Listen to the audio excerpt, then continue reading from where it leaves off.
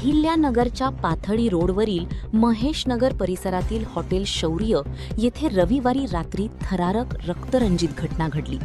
जेवणासाठी बसलेल्या दोघांवर धारधार शस्त्रांनी जीवघेणा हल्ला करण्यात आला।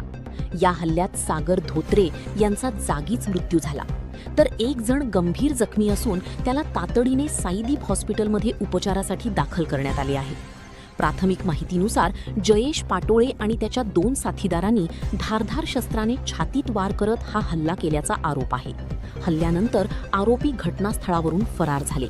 घटनेची माहिती मिळताच भिंगार कॅम्प पोलीस ठाण्याचे PSI निसार शेख तातडीने घटनास्थळी दाखल झाले। त्यांनी परिस्थितीचा आढावा घेत वरिष्ठ अधिकाऱ्यांना माहिती दिली। त्यानंतर पोलीस अधीक्षक दिलीप टिपरे, अप्पर पोलीस अधीक्षक वैभव काळूबर्मे, API तेजश्री थोरात यांच्यासह वरिष्ठ पोलीस अधिकारी घटनास्थळी पोहोचले। दरम्यान फॉरेन्सिक पथकाने घटनास्थळाची पाहणी केली असून मृतदेह शवविच्छेदनासाठी जिल्हा रुग्णालयात पाठविण्यात आले आहेत।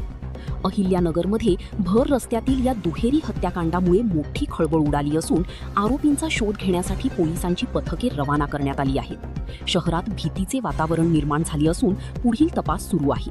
प्रतिनिधी आयनुल शेख, ATV न्यूज, अहिल्यानगर।